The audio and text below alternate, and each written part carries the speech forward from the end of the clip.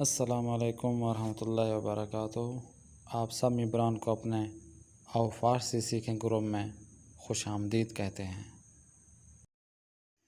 سلام بر همه شما شنوندگان و بینندگان عزیزان محترم. ما امروز درس هشتم را می‌خوانیم. آنچه در این درس ما می‌خوانیم متن‌های امروز درسمون مشورت میباشد. واژه جدید هم داریم، نکته های جدید ما هم هست و امروز بیشتر میدانیم با چه کسانی مشورت کنیم. خب درس را شروع میکنیم.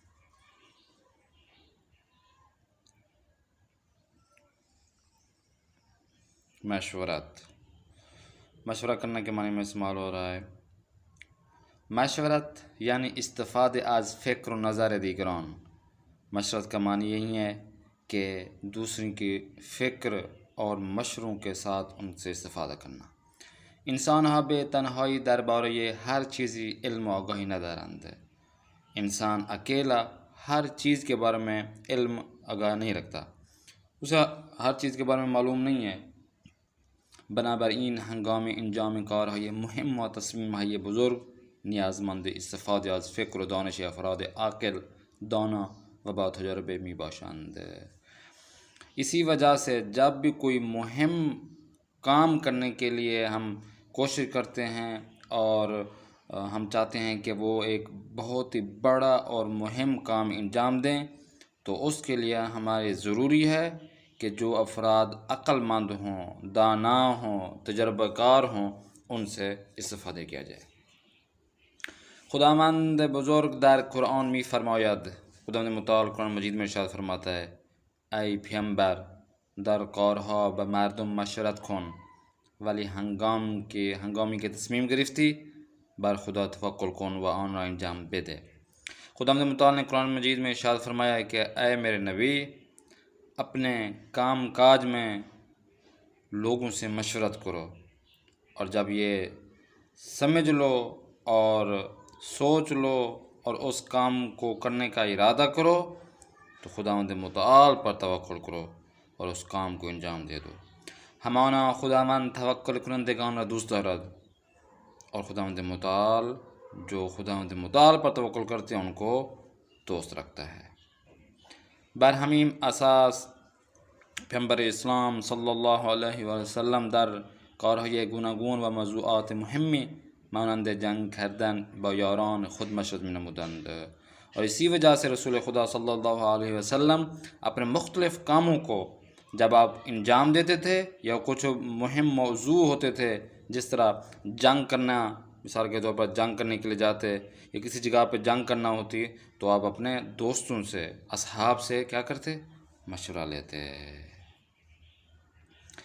به عنوان نمونه هنگامی که یهودیان می‌خواستند به پیامبر و مسلمانان مدینه حمله کنند، حضرت فوراً جلسه تشکیل دادند. ایک عنوان یہ ہے کہ جب یہودی چاہتے تھے کہ رسول خدا اور مسلمانوں پر مدینہ پر حملہ کریں، تو اللہ کے نبی نے فوراً ایک جلسہ مرتب کروایا و با یاران خود پیرامون شیوه‌های دفاع در برابر حمله یهودیان مشورت نمودند. اور اللہ کے نبی نے جب ایک جلسہ فوراً تشکیل دیا اور اپنے اصحاب سے اس دفاع کے متعلق جو یہودی حملہ کر رہے تھے یا کرنے کے لیے آمادہ تھے یا کرنا چاہتے تھے، رسول خدا اور مسلمانوں پر مدینہ پر حملہ کرنا چاہتے تھے، تو اس بارے میں رسول خدا نے اپنے اصحاب سے مشورہ کیا. ہر کس نظری داد، نوبت به سلمان فارسی رسید. ہر کسی نے اپنا نظریہ پیش کیا اور یہاں تک کہ حضرت سلمان فارسی تک نظریہ پہنچا. اور حضرت سلمان فارسی کی باری جب آئی، انہوں نے کہا، اس نے کہا، اے پیامبر خدا، ما ایرانیان هنگام دفاع دور شهر را به مقدار میکنیم که دشمنان حتی با اسب هم نتواند از آن عبور کنند. جب سلمان فارسی نے اپنی بات سٹارٹ کی تو سلمان فارسی نے کہا کہ اے اللہ کے نبی، ہم کیونکہ فارس کے رہنے والے ہیں، ایرانی ہیں، جب ہمارے اوپر کوئی حملہ کرنا چاہتا ہے تو ہم دفاع کے طور پر اپنے علاقے، اپنے شہر کہ ارد گرد ہم کیا کرتے ہیں؟ گڑھا کھودتے ہیں، اتنا گڑھا کھودتے ہیں کہ حتیٰ کہ دشمنان تو دور کی بات، گھوڑا بھی اس گڑھے اور اس جگہ جو ہم کھودتے ہیں وہ پار نہیں آ سکتا، یعنی اتنی مقدار میں چوڑائی ہوتی ہے کہ گھوڑا بھی دوسری طرف نہیں آ سکتا۔ با این کار خطر دشمن بسیار کم می شود۔ اب اسی وجہ سے یہ جو بڑا خطرہ ہے یہودیوں کا مدینہ پر حملہ کرنا، یہ بہت ہی کم ہو جائے گا۔ صاف ذرا جب مدینہ میں کوئی داخل ہی نہیں ہو پائے گا، انسان تو انسان یہاں پہ گھوڑے بھی نہیں آ سکیں گے اندر، تو یہ حملہ بہت ہی کمزور ہو جائے گا ان کا، وہ مدینہ تک پہنچ ہی نہیں پائیں گے۔ سر انجام نظر سلمان فارسی پذیرفته شد و آن جنگ به سبب همان گداری در اطراف مدینه کنده شده بود، جنگ خندق یعنی جنگ گدار معروف شد۔ بالآخر حضرت سلمان فارسی کے یہ جو نظریہ تھا وہ قبول کیا گیا، اور اس جنگ میں جو گڑھا اور جو اطراف میں کھودا گیا تھا، وہ مدینہ کے اطراف میں جو گڑھا کھودا گیا تھے سارے، تو اسی وجہ سے وہ جو جنگ ہوئی تھی وہ جنگ خندق کے نام سے مشہور ہوئی۔ نتیجہ این مشورت پیروزی مسلمانان بر یہودیان و کفار بود۔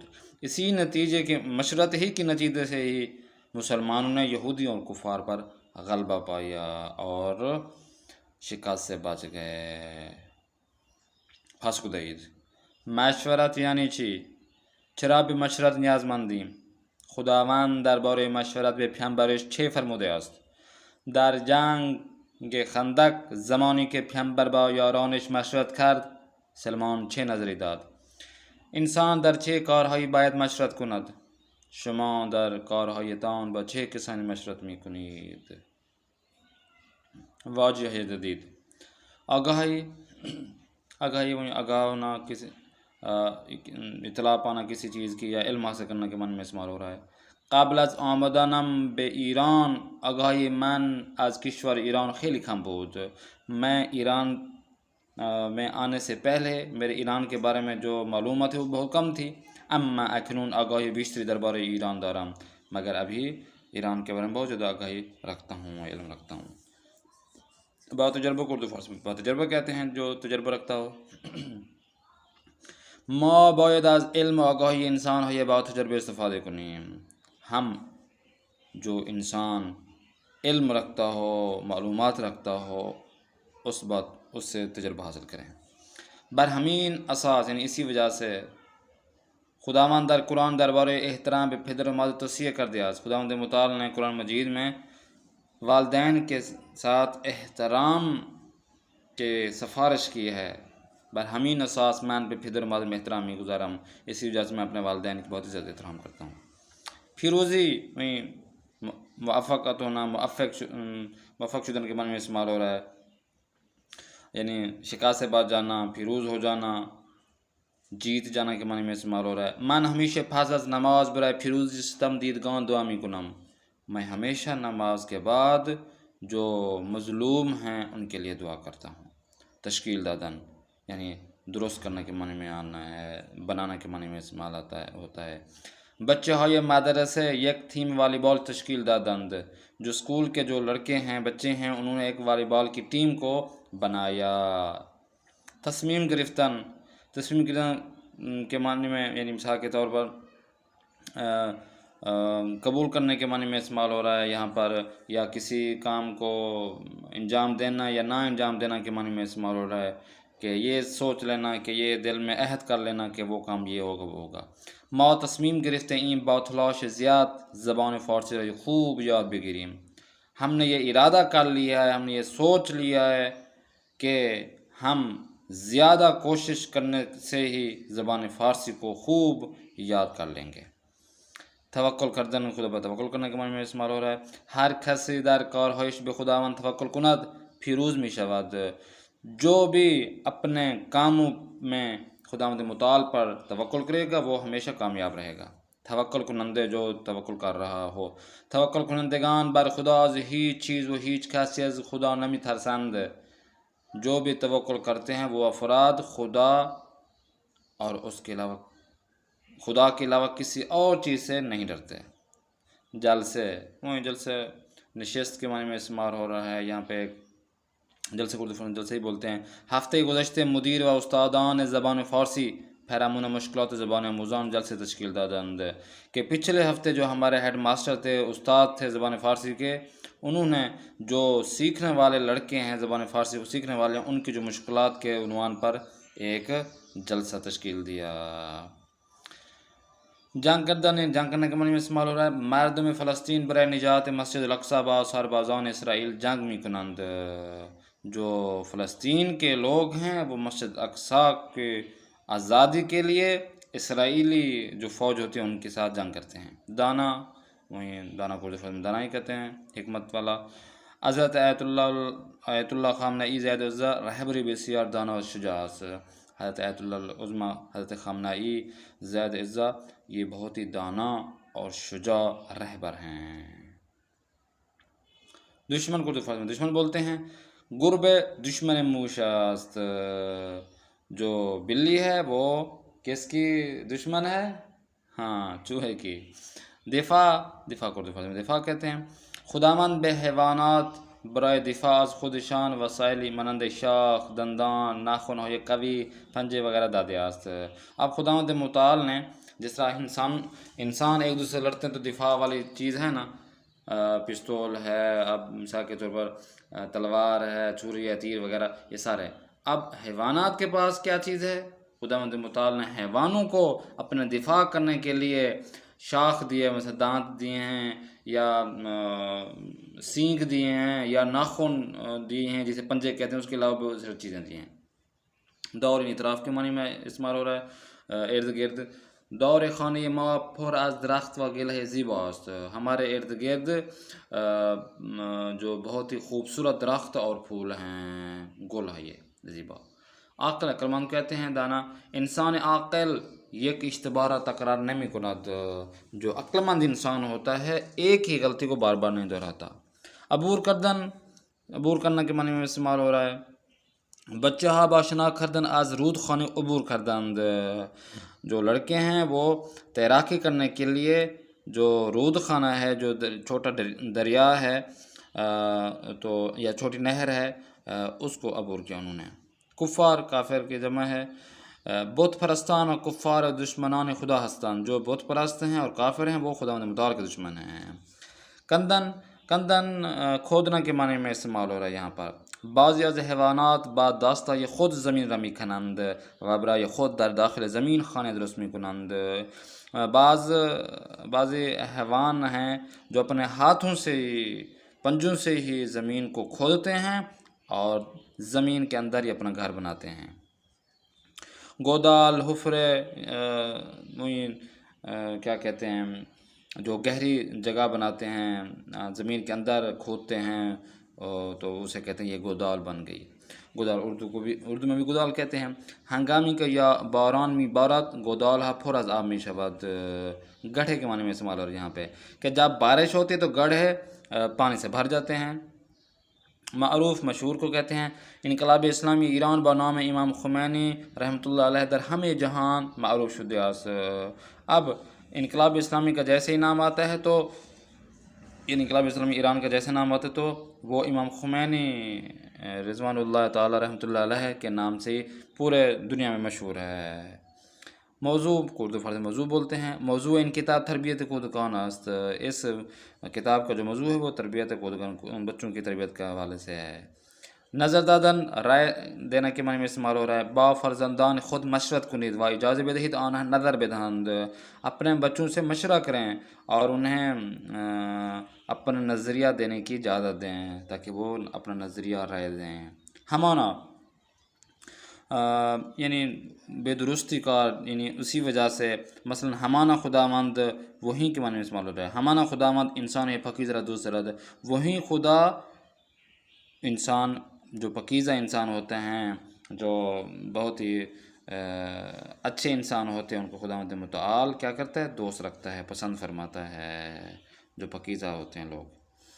واجہ مخالف آگاہ نا آگاہ، پیروزی شکست، دانا نادان، عاقل دیوانے، گودال بلندی، نیازمند بی نیاز، با تجربے بی تجربے، جنگ صلح، دفاع حملے،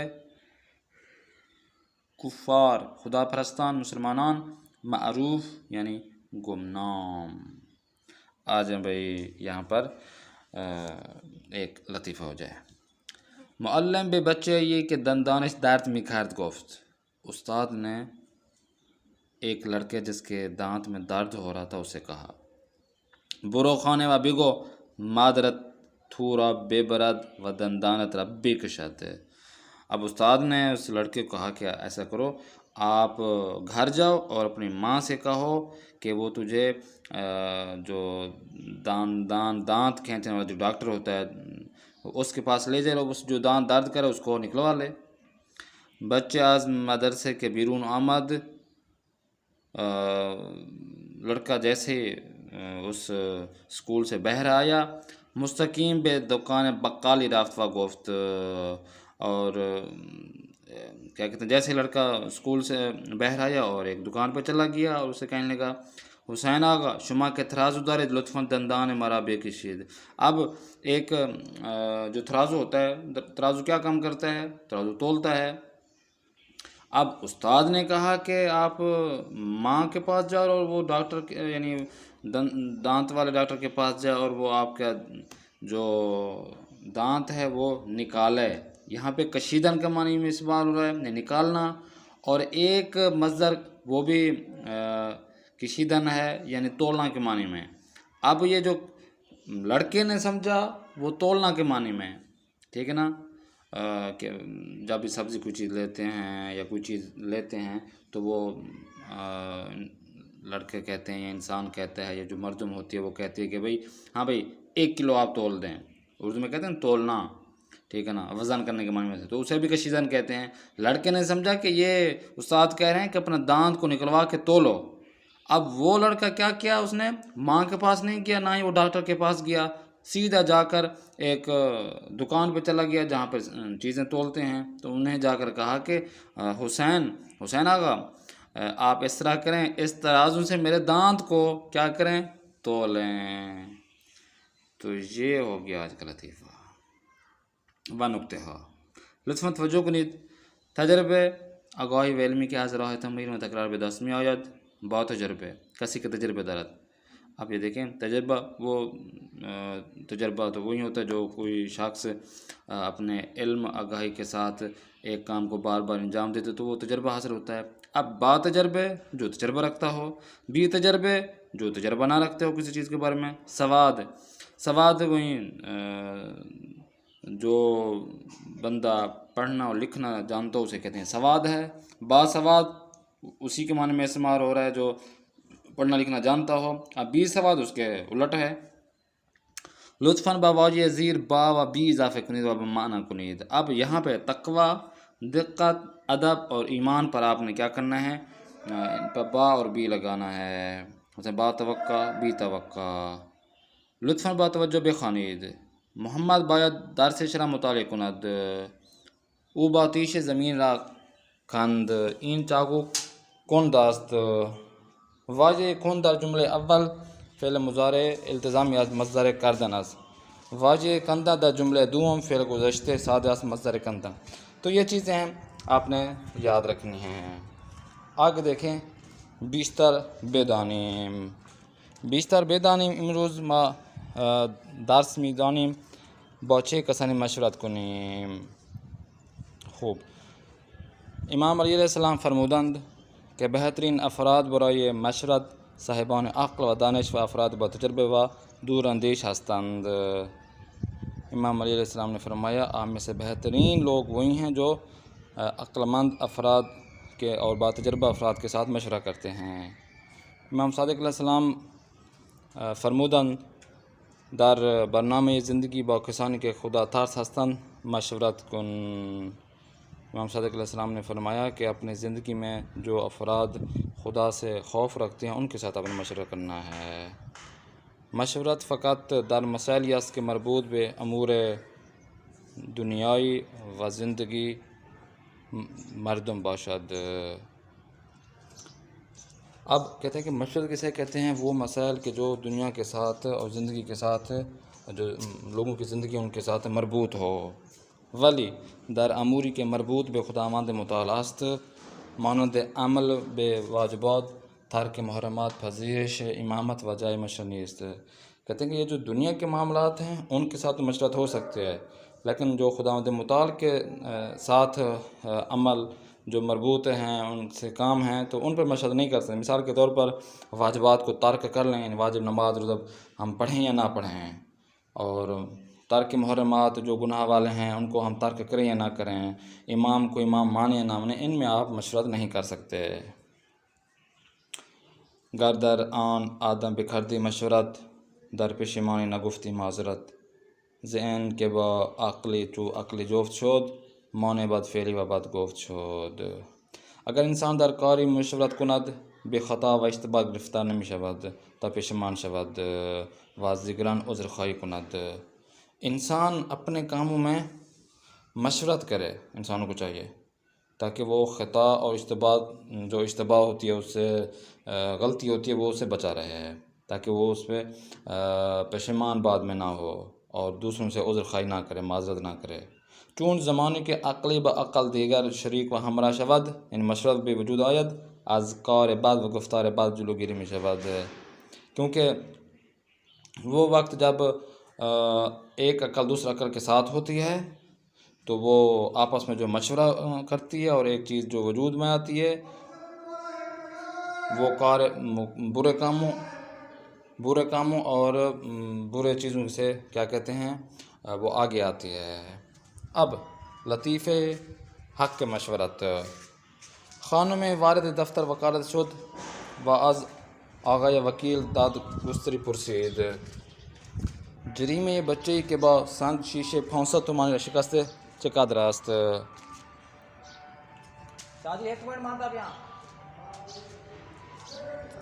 اب یہ لطیفہ ہے کہ ایک لڑکی جو وکیل ہوتا ہے، وکیل کے دفتر میں گئی اور اس سے کہا کہ جو وکیل ہوتا ہے، وکیل اور جج، اب وہاں پر وکیل سے پوچھا کہ ایک بچہ کہ جس نے ایک پتھر سے 5,000 تومان جو ایرانی پیسے ہیں اس سے کیا کیا ہے، اس نے ایک شیشہ توڑ دیا ہے 5,000 کا، اب اس کا جرمانہ کیا ہوگا؟ وکیل لحظه‌ای فکر کرد و گفت طبق قانون شما باید 5,000 تومان از پزشک بگیرید۔ کہتے ہیں قانون کے مطابق، کیونکہ اس نے 5,000 کا وہ توڑا ہے شیشہ، تو آپ اس کے والد صاحب سے پیسے لیں۔ خانم گفت بسیار خوب، خواہش میکنم 5,000 تومان بدهید۔ تو اس نے کہا کہ ٹھیک ہے، اب مہربانی فرما کے 5,000 بھی دے دیں۔ اب زیرا پھسر شما شیشے خانے مارے شکست، کیونکہ آپ کے بیٹے نے میرے گھر کا شیشہ توڑا ہے۔ وکیل بلا فاصلہ گفت خانم ببخشید شما باید 5,000 تومان بدهید۔ اس نے وکیل نے کہا کہ معذرت کے ساتھ آپ نے 5,000 دینا ہے، زیرا حق کے مشورت من در ہر نوبت 10,000 تومان بھی باشد۔